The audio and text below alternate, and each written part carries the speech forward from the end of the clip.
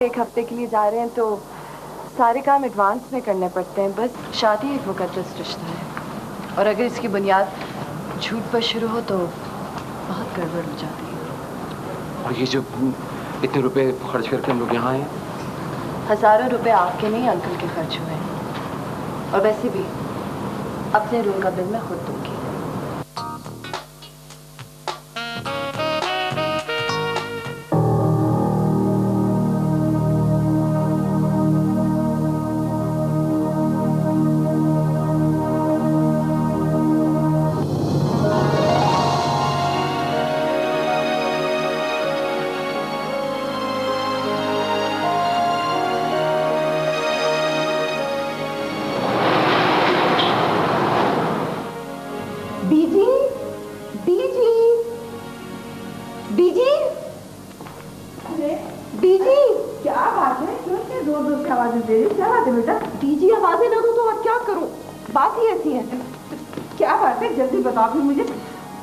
यहाँ पे नहीं, आए मेरे कमरे में चले। कमरे में चले ना। अरे अच्छे से चलो।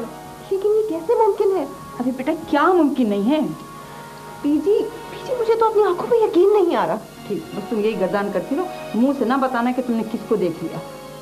मुझे यकीन है कि वो रज़ा ही था। मुझे पता, तुम जागते में भी ख्वाब देखती हो। अरे अगर रज़ा होता तो तुमसे बात करता, मिलता। तुमने उसी जैसे किसी और को देख लिया होगा। नहीं, वो उसका कोई हमशक्ल नहीं था, वो खुद रज़ा ही था। यह पहले से बेहतर हो गई है। गाड़ी और कपड़े बहुत कीमती और शानदार थे। तो फिर तुमने उसे आवाज क्यों नहीं दी, रोका क्यों नहीं? मैं अपनी गाड़ी में थी, मैंने ओवरटेक करना चाहा लेकिन उसी वक्त एक और गाड़ी सामने आ गई और सिग्नल बंद हो गई। तुम्हें यकीन है कि वो रज़ा ही था? पीजी मेरी आंखें इतना बड़ा धोखा नहीं खा सकती। अगर वो रज़ा था तो उसने तो बहुत सुन किया। वो इसी शहर में था, तुम्हें उसने देखा, तुमसे बातचीत भी नहीं की और हम ये समझते रहे कि वो यहाँ नहीं है, कहीं और चला गया। मैं तो खुद भी हैरान हूँ। पता नहीं, शायद मैं ही पागल हूँ जो उसके हाथ किए बैठी हूँ।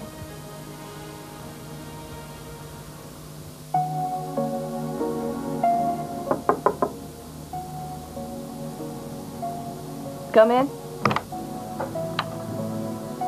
आखिर ये सब क्या है? क्या है? देखो, तुम इतनी मासूम नहीं हो कि तुम्हें मेरी बात समझ में नहीं आ रही है। मेरे ख्याल में आपको अपने सवाल की क्लैरिफिकेशन देनी चाहिए, क्योंकि मुझे वाकई नहीं पता कि आप क्या बात कर रहे हैं। मैं तुमसे पूछा हूँ कि आखिर ये हनीमून का ढोंग रचाने की क्या जरूरत थी?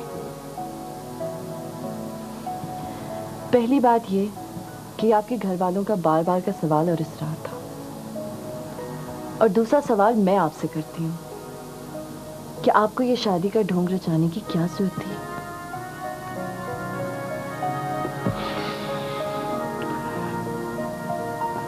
महर, कहीं ऐसा नहीं हो सकता कि हम अपने सारे झगड़े भूल जाएं?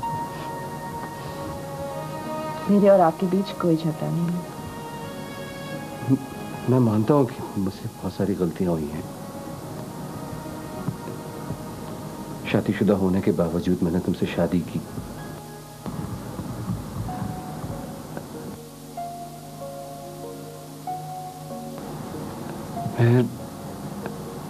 क्या ऐसा नहीं हो सकता है?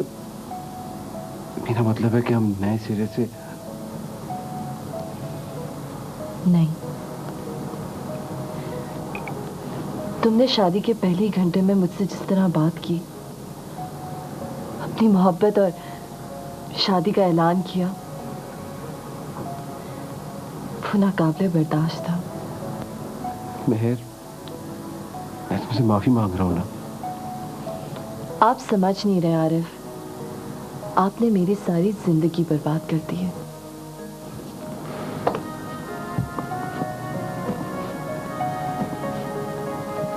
मेहर, देखो, हमारी शादी हो चुकी है। शरा और कानून की नजर में हम दोनों मियां बीवी हैं। बहुत इंटरेस्टिंग आदमी हैं आप। शरा ने आपको ये इजाजत कब दी कि आप झूठ बोलकर शादी करें? और वैसे भी कानून की नजर में तो आप मुजरिम हैं ही, क्योंकि आपने अपनी पहली बीवी की इजाजत के बगैर मुझसे शादी की है।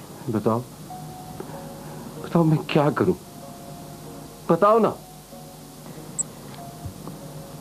सब्र और सुकून से रहें, क्योंकि मुझसे कन्फ्रंटेशन आपको नुकसान तो पहुंचा सकता है, फायदा नहीं।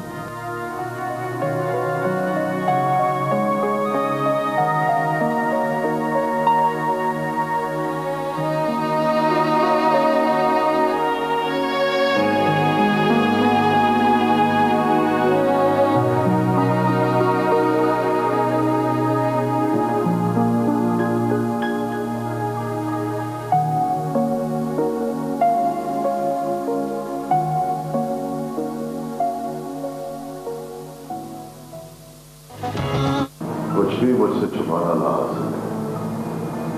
बेहतर यही है कि असल मामला मुझे बता दो। मेरे जहन में ऐसी कोई बात नहीं आ रहा। मैं तो ये सोच रहा हूं कि मेरी जिंदगी का मकसद क्या है। जब जेल से रिहा हुआ था, तसव्वुर नहीं किया था इस जिंदगी का जो मैं गुजारा, लेकिन अपने दुश्मनों से इंतकाम के जो मंसूबे तुमने बनाए थे वो धरे के धरे रह गए। यही सोच रहे हो ना तुम? ऐसे ही समझ लीजिए, कुछ ऐसे ही ख्याल आ रहे हैं जहन में। देखो रजा, दुश्मनों से इंतकाम का एक तरीका तो वो है जो फिल्मों में दिखाया जाता है कि हीरो बंदूक लेके दुश्मन के घर में घुसता है और सब आया करता है। सिर्फ फिल्मों में नहीं आ रहा भाई, हाँ आम जिंदगी में भी ऐसा। हाँ, एक फर्क है कि फिल्म का हीरो इतनी धारकगरी के बाद भी आजाद फिरता है, लेकिन हकीकी जिंदगी में इंसान फांसी के फंदे पर भी छूट सकता है। और मैं अपने खून शरीक भाई को फांसी चढ़ते नहीं देख सकता। नहीं रज़ा, तो जिन लोगों से मुझे हिसाब किताब बराबर करना है, वो सब कुछ मैं अपने जहन से कुचल के फेंक दूं। ना ना, ये मैंने नहीं कहा। तो फिर जो कुछ आप कह रहे हैं वो मेरी समझ में नहीं आ रहा भाई। देखो शहजादे, तुम बहुत अच्छी शतरंज खेलनी सीख चुके हो, और मैं तो खैर 4 साल की उम्र से ये खेल सीख रहा हूं। इस खेल ने मुझे सोचना, बिसात पर गहरी नजर रखना और हर मोहरे पर नजर रखते हुए चाल खेलने का तरीका सिखाया।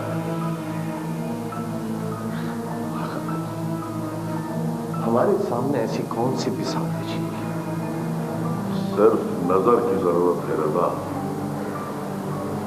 बिसात हमारे सामने है, बल्कि यूं कहो कि बिसात मेरी नजरों के सामने है। मोहरे भी हरकत करने के लिए तैयार है, सिर्फ चाल चलने की देर है। अजीब बात करते हैं आप। एक शख्स को आप जानते तक नहीं है,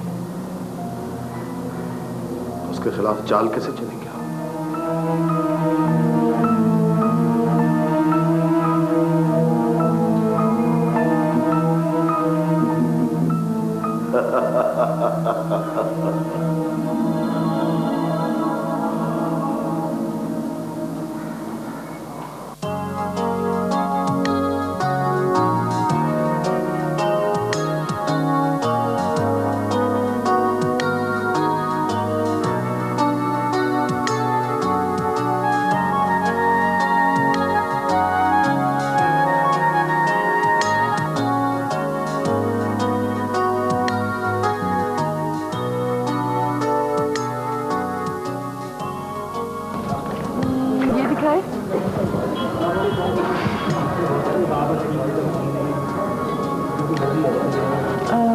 ये दिखा।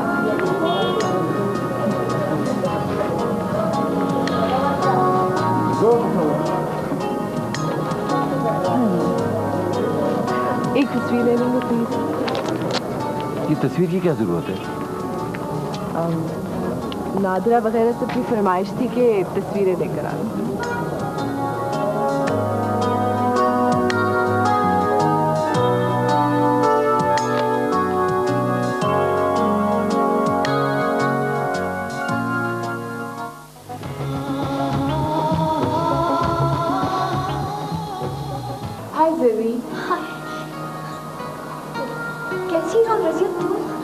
अचानक? अरे भाई अंदर ही चलो।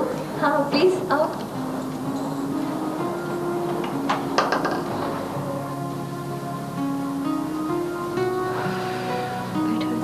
Thank you.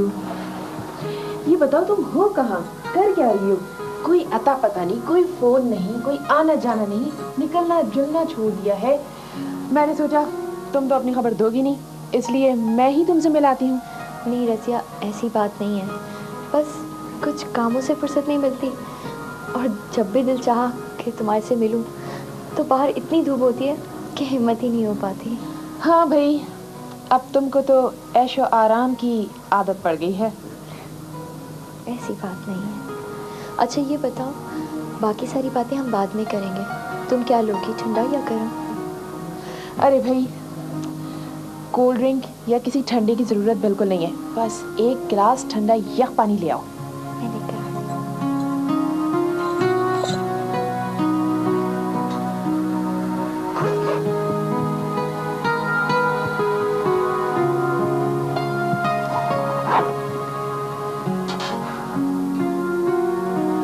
Thank you.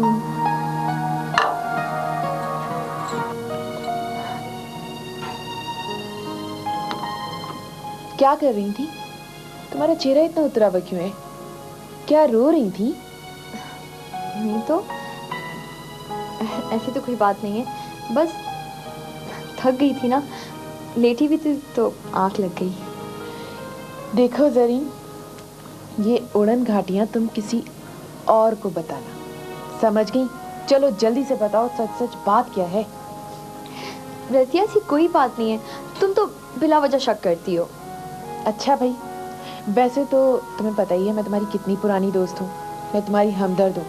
कोई मसला है तो मुझसे डिस्कस करो, मुझे बताओ। क्या बताऊं, इतने दिनों बाद आई हो तुम, और मैं भी अपना दुखड़ा लेके बैठ जाऊं। तुम्हारी बात सुनने से तो मुझे एकदम परेशानी सी हो गई है। खैर, मैं एक काम करती हूँ, मैं कल तुम्हारे पास आती हूँ और बैठ के हम डिस्कस करते हैं तुम्हारी परेशानी है क्या, उसका फिर हल सोचेंगे और फिर खूब बातें होंगी। तुम ऐसा करना रसिया कि कल शाम तुम यहीं आ जाना, रात यहीं रह जाना, हम रात भर बातें करेंगे, ठीक है? तो बिल्कुल फिक्र नहीं करो, मैं कल आ जाऊंगी और थोड़ा सा घर में कुछ काम है वो वाइंड अप करके मैं तुम्हारी तरफ आती हूँ। लेकिन इस वक्त मैं अभी फ़ौरन जाऊंगी क्योंकि मुझे बच्चों को स्कूल से पिक करना है। ठीक है, टेक केयर, अपना ख्याल रखना।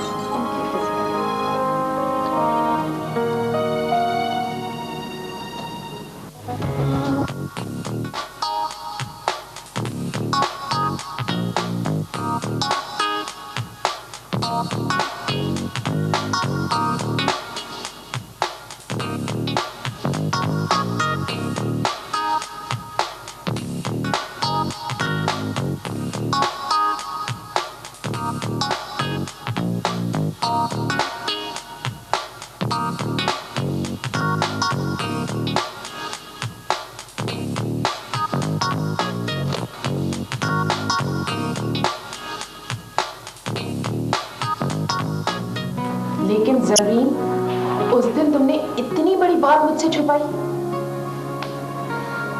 रजिया, मुझे भी अभी चंद हफ्तों पहले ही पता चला है कि आरिफ ने दूसरी शादी कर ली। खैर, खर्चा तो प्रॉपर देता है ना वो? हाँ, खर्चे में तो कभी कोई तंगी नहीं की। अभी पिछले दिनों ही एक मोबाइल लेके दिया है मुझे। भाई, ये चोचलेबाजी मुझे बिल्कुल पसंद नहीं है कि मोबाइल लेकर दिया है। कल आकर उसने तुम्हें छोड़ दिया या खर्चा देना बंद कर दिया, क्या करोगी तुम? और वैसे भी तुमको इतनी ज्यादा लग्जरियस स्टाइल की आदी हो गई हो। उफ, पैसे को मोहताज हो जाओगी बंदी। हाँ, ये तो मैंने सोचा नहीं, लेकिन मुझे इंटर पास के लिए कौन नौकरी पे रखेगा? अरे, जरूरी है कि दुनिया की हर लड़की नौकरी करे? नौकरी से हटकर भी 10,000 तरीके हैं पैसे कमाने के। लेकिन कोई हुनर आए भी तो तब बात है ना। हाँ, लाओ मुझको।